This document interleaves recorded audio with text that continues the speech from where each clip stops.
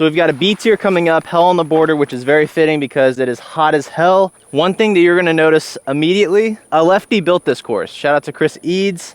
That man is Lefty, and you can definitely tell he had influence on this course because I think every shot requires a forehand, just about. I mean, of course, you can do a backhand turnover. I will show both routes. This is my prototype DD3 on this 400-foot hole, and I'm 40 short. Now we have the rhythm with the backhand turnover, which is probably the route that I'm gonna be going with because I don't think I'm getting my forehands 400 feet right now. I'm not getting a rhythm 400 feet either. Gonna keep the stats at the bottom of the screen because one, it tells you the par, it tells you the distance, and tells you what I average on the holes, which I think is kind of helpful because you can kind of see what holes are more difficult than others. I don't know any of them off the top of my head, so that could be a fun guessing game throughout the whole thing. I don't get many birdies on this though. For me, it's just a pretty easy par hole to get the day started, and we'll attack on some of the future holes. See? So this is a par 60. So there's a handful of par 4s out here. Two longest par 3s are hole 1 and hole 18 that require like a big forehand. Other than that, the forehands are pretty manageable out here. Like this hole, the only danger is short and long. 2 off the top on every single hole. Mainly taking the forehand because that's the thing that I need the most work on. And if the second shot's dog doo-doo, I won't even bother posting it. I want to show you guys all the routes, but I also don't want this video to be 40 minutes long. Ah! Oh, good tree. That was a little early. Midnight Prowl. I hope this is a good shot because I love the flight of this thing. Drift over there. It's all right. If I throw a backhand, it's not like within 20 feet. It ain't making the cut. I'm sure I've managed to bogey every hole out here at least once from doing something stupid, but I like to think I average par under this because there's really nothing difficult unless you just really shank one into the woods. But even if you do shank it into the woods, it's an easy pitch out. You take your par. Nothing too daunting about this hole. Some of the holes are brutal. I think the next one, actually. I lied. There are 3 huge forehand par 3s out here. This is one of them, 420 feet. I don't think I've ever gotten the birdie on it. This is definitely a hole that you just want to walk away with a par. I'm not even going to bother with forehand. I'm going backhand turnover. There is a lot of thick woods to the right up there near the pin. So this definitely requires a perfect tee shot to get the birdie. That's in the woods. I'm gonna let you guys in on a little secret. This video is like a month and a half before the tournament. So I'm probably gonna have some bag changes. I'm getting some stuff out of the bag. I don't have anything flippy right now. That's why I keep rocking the rhythm. I need to get like an S-line DD3 or something. And I'm not saying, oh, if I had my DD3, I'd be getting there. I'm just saying that's why I'm throwing a 7-speed on these 400-foot holes is because that's the flippiest thing I have. And getting a par on this, great. I'd probably average over par. Yikes. So yeah, I guess through the first 3 holes, I'm only looking to be 1 down. So this was the last Beats Tier tournament I won, and I think that was like 2 years ago. And I remember just playing very disciplined. I think I went bogey free out here. And that's the key. I mean, that's the key to any course, but it's really the key here is because there's a lot of spots where if you just try to go for it, you will get yourself in a lot of trouble. The hole that we just played is a prime example. I mean, I wasn't necessarily trying to go for it, but I ended up in the woods, and that could have been a lot worse. We got our first par 4 of the day, teeing off right there. You've got OB right, natural OB left, I believe, and you got an OB creek that you have to cross. Basket's way down there in the woods. My only focus is to get across the creek. If I can be more right, that is better to set me up for my second shot. It's fine. So you can kind of see the little cave of trees in there. The basket's way into the back. I'm telling you, this is a lefty's dream is playing out here because you need to get really right off the tee, which is just a simple backhand for a lefty. This second shot, however, though, lefties are going to have to bust out the forehand. Thankfully, I've got the backhand. Ooh!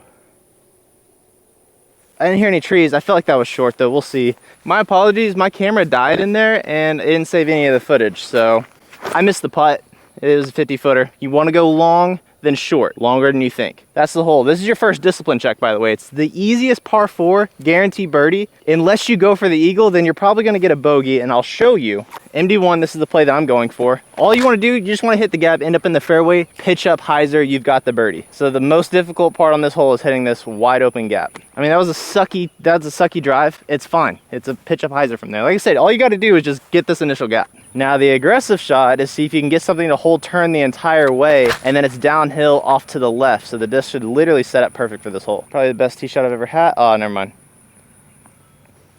Not bad. You'll see when we get up there. Okay, so this is literally worst case scenario. I hit the tree, I'm perfectly behind it, but still, you can see the trees here to the left. All you have to do is get around it. It's a hill that slopes towards the basket. It literally just funnels you towards. Stand still, pyro, flat, kind of towards that middle tree, and then just let the disc finish off towards the basket. And that will be a guaranteed putt. I'm excited to see where the Emperor is at. I clipped the trees and had a little too much turn on it, but you can see that if I had it high and it had the finish, you can see the hill that's already starting to slope you there.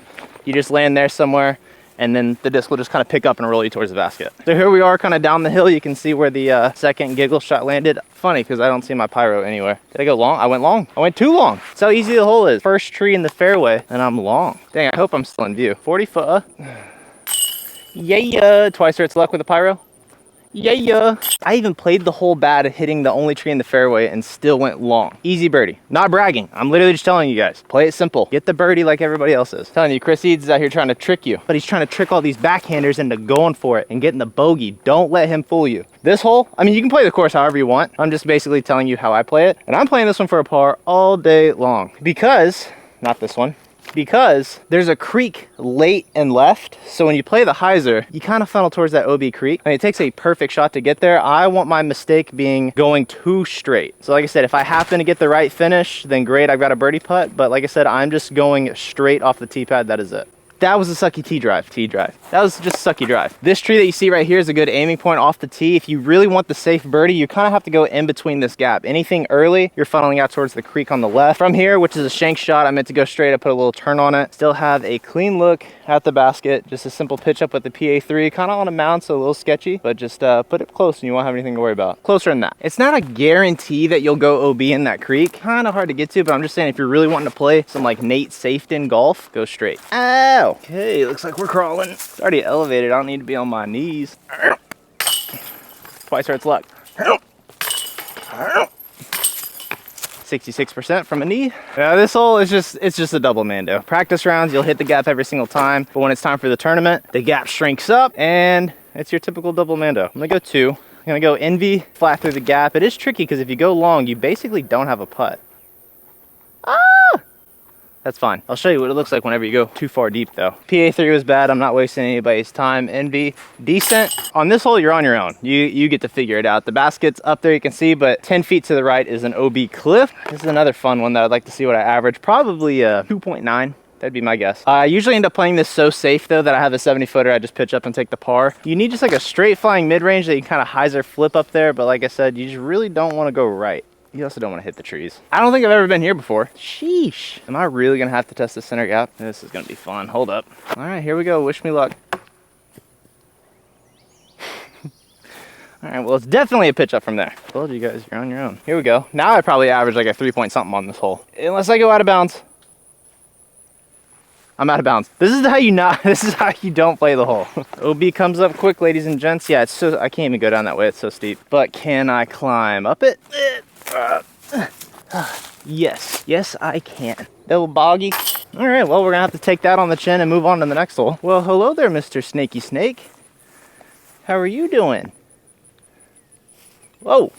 Okay, I literally almost stepped on this one. I'm not kidding you. The last snake was right there. I picked up my camera and I'm just walking and I almost stepped on this one. Hello, do you like disc golf? Do you like playing disc golf? No, you're bigger than the last one. I wish I had my Apple Watch on because my heart rate spiked. I'm not kidding you, I almost stepped on it. Oh, I was just fiddling with my camera and then homie reappeared. So this one's tricky. It's been par 4s in the past. It's also a par 3. It can be a par 17. A 3 is great on this hole. It's a hyzer flip and then kind of carry out to the left, except there's 50 trees in the middle of the fairway. I like to go rhythm to play that hyzer flip. This is the disc that I normally throw shots with, not 450 footers. And then if you miss everything, which I might have, great, you just got the luckiest 2 of your life. Put the camera way in the back just so you can see how many trees you're dealing with that are sprinkled in this fairway. My goal is just hit the initial gap. If I have a putt, great. If not, make the scramble as easy as possible by getting as much distance off the tee. I feel like anytime I get the disc flat out of the hand, it goes in. That was pretty flat and I missed it, so disregard that last statement. So this shot's tricky. It requires a very low ceiling, either backhand turnover, or you can kind of flirt with this right gap. If you have it, I always go forehand over the top. I think it works 99% of the time. Another hole that I'm interested in the stats. No matter where I put the camera, you're not gonna see the flight, but I'll just kind of zoom into the basket when it gets there. Wait for it, wait for it. Oh, great roll. Hey, whoa, whoa, whoa, whoa, whoa! It's a par. We can flirt with the backhand turnover. If it's not good, I won't put it in.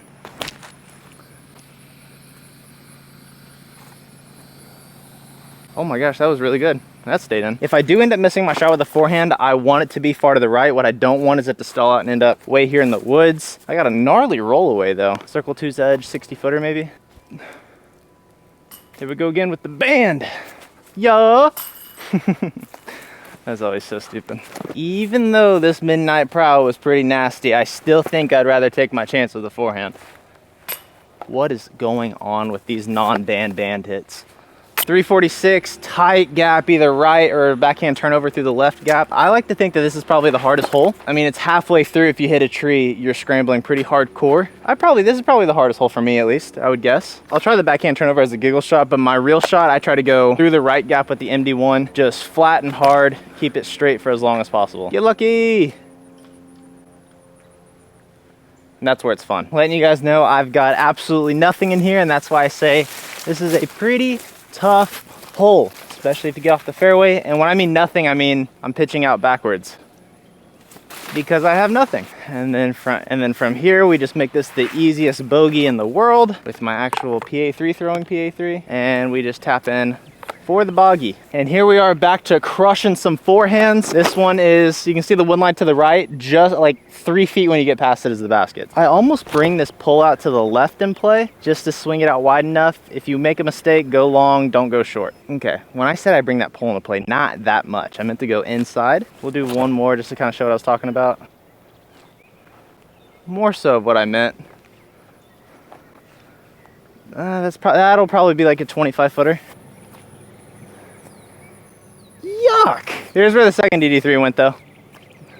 And then my silly putt. And then literally the same exact shot again, except probably 30 feet closer. I'm gonna go with the more overstable one. It is way off into the woods though. So I'm not hanging this one out wide. I'm kind of going directly at the gap and then having it swing in. And swinging. Yeah, that's kind of long. Hadouken. Oh, that was bad. Sit. It's set. Lots and lots of pars today. That was almost, well, it was technically a foot fault, but we're practicing. It's another one of those par fours where if you get the four, you feel like a complete dummy. You're just blasting it straight, get around the trees, the easiest upshot of your life. People are tempted to go backhand turnover though, which brings the OB long into play, but you're not really getting there if you go forehand. I mean, that was an absolute shank job of a forehand that I held too much turn. And I'm in bounds. That was gonna suck if it stayed out of bounds. But yeah, I mean, I shanked the forehand and we're in bounds. From here, we just have our easy pitch up to the basket. As I said, oh, we got a little bit of a headwind. That headwind is trying to be sneaky. Still same pitch up, I'm just going to A2. Nice, I wanted to be up on top of the shelf, but that's still close enough. Ah, we got some meat on the bone. Definitely have some meat on the bone. Okay, here we go. Maybe not as easy as I thought. Got the birdie though. Still got the birdie. Dang, it's crazy because this next hole is a bomber of a par 4, and I feel like it's always a tailwind, but still rocking the headwind. Nothing special about this par 4, just let one loose, make sure it finishes left, and then you've got the easy approach for birdie all day long.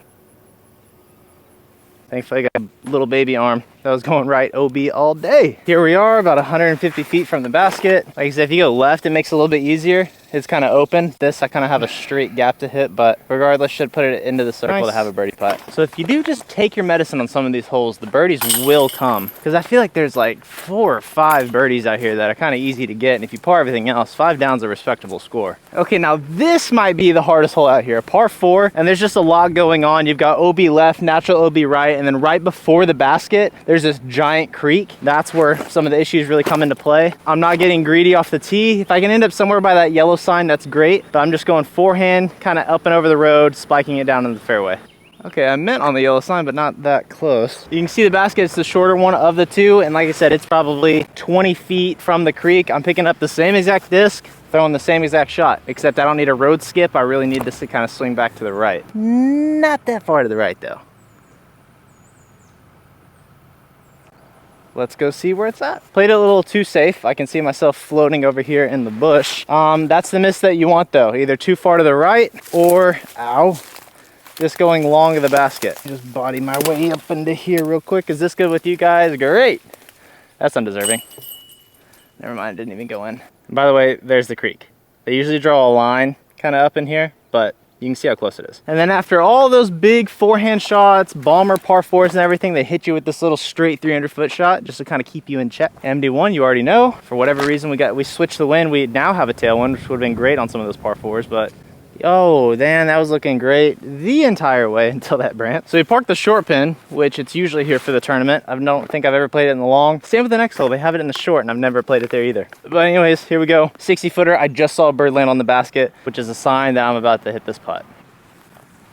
So final hole, this one's in the short. I can guarantee you it's gonna be the long because it's always been in the long. It's 315, which is nice compared to the typical 425 stock forehand hyzer. You just don't wanna go short. Keep the puppy out wide and have a putt looking at the woods rather than being in it. Skip towards the bucket. Here we go. One and only park job of the day, I think.